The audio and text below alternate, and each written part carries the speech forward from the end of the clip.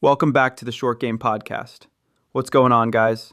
Hope everyone is doing excellent. Before we get knee-deep in the shit today, I wanted to enlighten the listening on a stat I saw last night. I was looking at a Wall Street Journal article last night. The opt-out movement is real. It said, and I quote, "A record number of men under 30 have officially quit the workforce. They aren't looking for jobs. They are rotting in the metaverse. They are checking out. We are living through a Great Depression, not of money, but of ambition." So today, we are going back to the source, the book written during the actual Great Depression, Think and Grow Rich by Napoleon Hill. But we aren't talking about manifesting or wishing. We are talking about the chapter everyone is afraid to discuss, Chapter 11, Sexual Transmutation.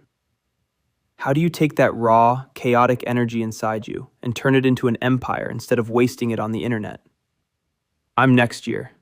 I'm not rotting, I'm building. And today, we figure out how to turn desire into dollars. Let's get into it.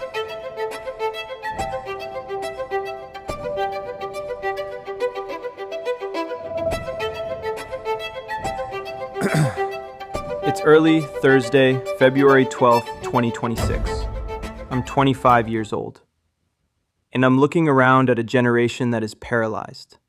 We are caught in the middle of a war, and most of you don't even know you're on a battlefield. On one side, you have the tycoons. These are the builders, the operators, the people with high agency who wake up and demand things from the universe. On the other side, you have the clowns, the distracted, the passive, the spectators who sit in the stands and critique the players while the world passes them by. The clown thinks getting rich is luck. The tycoon knows it's a formula. Today, we are breaking down the manual that literally invented the genre, Napoleon Hill, Think and Grow Rich. But listen to me closely. We are not here for a history lesson. I don't care about the 1930s. I care about now. I care about the fact that this book is the original source code for wealth, and 99% of people miss the point because they only read the title. They see think, and they stop. They think they can sit on their couch, manifest a Ferrari, and wait for Amazon to deliver it. That is incompetence. And if you know me, you know I hate incompetence with a real intensity. Napoleon Hill didn't write a novel. He wrote a textbook. He spent 25 years analyzing 500 of the wealthiest men in America: Carnegie, Ford, Edison. He stripped down their minds to find the common denominator. What he found wasn't luck. It was a system. And you know I think in systems, not feelings. So today, we are skipping the fluff. We are going straight to the deep end. We are talking about the two chapters that scare the average person to death: Sexual Transmutation and the Mastermind Principle. And then, we are going to take the concept of autosuggestion and turn it into a protocol you can use in this NexYear economy. Let's get into the meat. The deep dive, the fuel and the engine. Let's talk about the dirty little secret of success. Chapter 11, The Mystery of Sex Transmutation. Most people read that title and giggle. They get uncomfortable. That's because they have the emotional maturity of a teenager.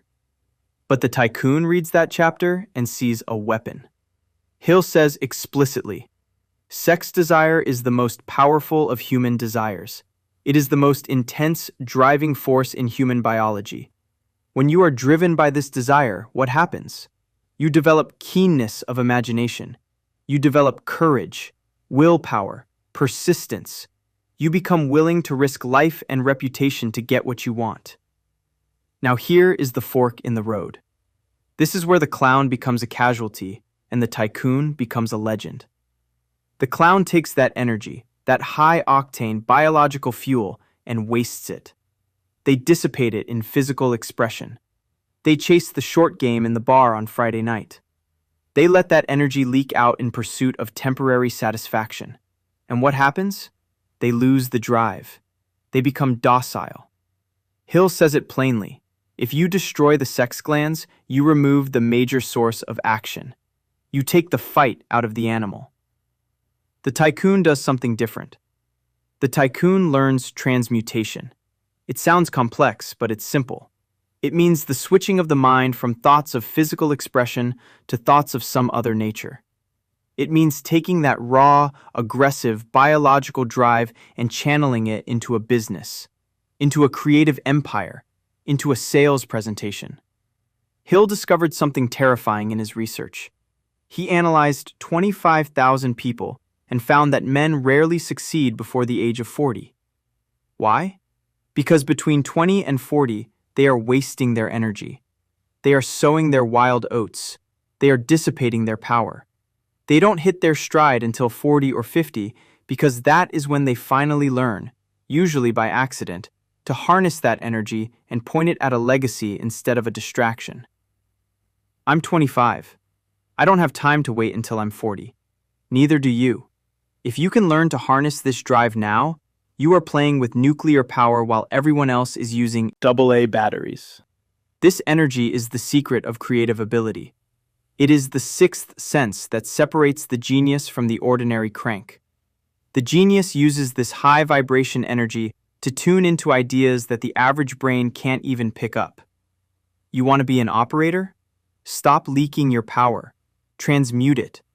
Turn that biological aggression into financial aggression. Now let's talk about the engine that uses this fuel. Chapter 10. Power of the Mastermind. You have heard the cliché, you are the average of the 5 people you spend the most time with. That's cute. But Hill goes deeper. He says that power is organized and intelligently directed knowledge, and you cannot get great power alone. Hill defines the mastermind as the coordination of knowledge and effort in a spirit of harmony between 2 or more people. But here is the psychic part that blows my mind. No 2 minds ever come together without thereby creating a third, invisible, intangible force, which may be likened to a third mind. Think about a battery. A single battery gives you a certain amount of energy. But you link a group of batteries together, and you don't just get more energy, you get a surge. The human brain is a battery. When you connect your brain with another high-level brain in a spirit of total harmony, you unlock a third mind that has access to intelligence neither of you have on your own. This is why digital isolation is killing our generation. You think you have a network because you have LinkedIn connections? That's not a mastermind. I value loyalty above almost everything. I've had the same group of friends for 23 years. The same crew. Matt, Christian, Gavin, Dan, Tommy, Jake, Brian, Kevin, just to name a few of them. That isn't a network. That is a tribe. And when we sit down to solve a problem, we aren't just 5 guys guessing. We are tapping into that third mind. My Grammy would say, "Bunch of LaSalle men, good luck." Better than the prep though, but that's besides the point. Henry Ford was poor and illiterate. He had nothing, but he befriended Thomas Edison, Harvey Firestone, and Luther Burbank. He plugged his brain into theirs. He absorbed their vibration, and in 10 years, he conquered poverty and ignorance. He didn't just learn from them. He became powerful through them. The clown surrounds himself with spectators, people who complain, judge, and avoid responsibility. The clown hangs out with people who validate his excuses. The tycoon builds a mastermind of operators, people who do things, people who take risks. If you are the smartest person in your room, you are in the wrong room. You need to find people who vibrate at a higher frequency, and you need to maintain perfect harmony with them. This is crucial. Hill says if you fail to carry out this instruction, you will fail, period. You cannot have a mastermind with people you don't trust. This is why I take betrayal personally. If you break the harmony, you break the power. The application.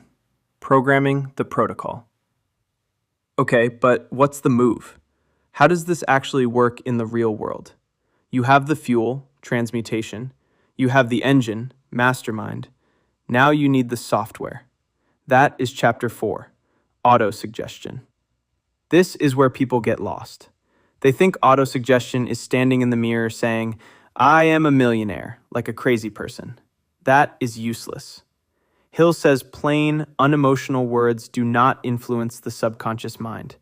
You might as well be talking to a wall. Your subconscious mind is the connecting link to infinite intelligence.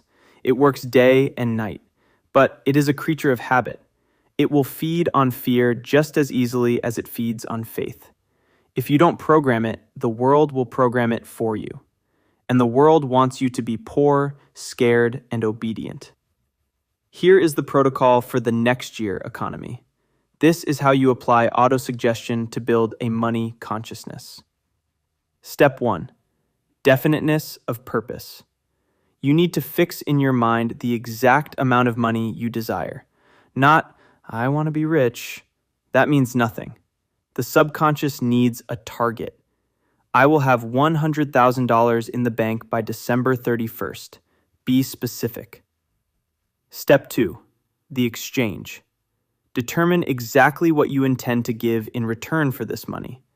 There is no such reality as something for nothing. Are you selling software? Are you selling service? Are you grinding 12 hours a day? Define the trade. Step 3. The plan. Create a definite plan for carrying out your desire and begin at once, whether you are ready or not. Do not wait for the right time. That is procrastination, and it is a symptom of fear. Step 4. The programming. Write this out. A clear, concise statement. Amount, time limit, service to be rendered, the plan. Step 5. The execution.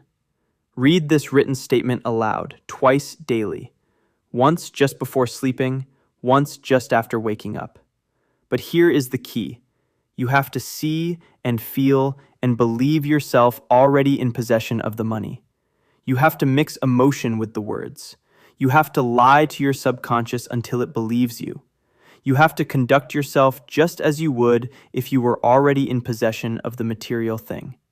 This is burning the bridges.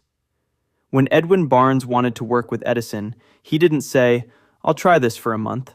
He said, "I will burn all bridges behind me and stake my entire future on my ability to get what I want."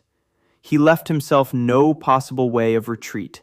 He had to win or perish. That is the energy you need. In the NexYear economy, things are uncertain. The old rules are gone. If you are waiting for a roadmap, you are going to wait until you starve. You have to build the map. You have to use autosuggestion to build a belief in yourself that is so strong it becomes an obsession. You are the master of your fate because you have the power to control your thoughts. That is the only thing you have absolute control over. If you can control your thoughts, you can control your subconscious. If you can control your subconscious, you can transmute your desire into gold. Listen to me. I don't care if you are 20, 25, or 50. The principles don't change. You hate bad drivers? I hate bad drivers because they represent incompetence. They make the world harder than it needs to be. Don't be a bad driver in your own life. Don't be the person slowing everyone else down because you refuse to pick a lane. Stop being a spectator. Stop judging people who are actually in the arena. Pick a definite chief aim. Find your crew, your real tribe, and build a mastermind. Stop wasting your sexual energy on things that don't pay you back. Transmute it into your empire. And program your mind every single day until you are obsessed with your objective. This isn't about wishing. Wishing won't bring riches. This is about demanding. This is about taking the white heat of desire and burning the boats until you have what you came for. Don't just read the book. Don't just nod your head at this podcast. Pick the one step you are failing at, probably the mastermind or the transmutation, and fix it today. I'm Drew Meitner. This is Short Game. See you in the deep end. All right, look. The episode is over.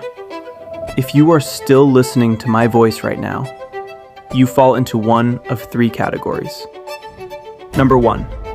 You are completely lost in the simulation, and you are looking for a signal in the noise. Number 2. You are a killer. You know the world is soft. You know the competition is quitting, and you are here to take their spot. Or, number 3. You just love the sound of my voice. And honestly, I don't blame you. It sounds like gravel and honey. Whatever the reason is, take that energy you feel right now. Do not let it rot in the metaverse. Do not let it rot on TikTok.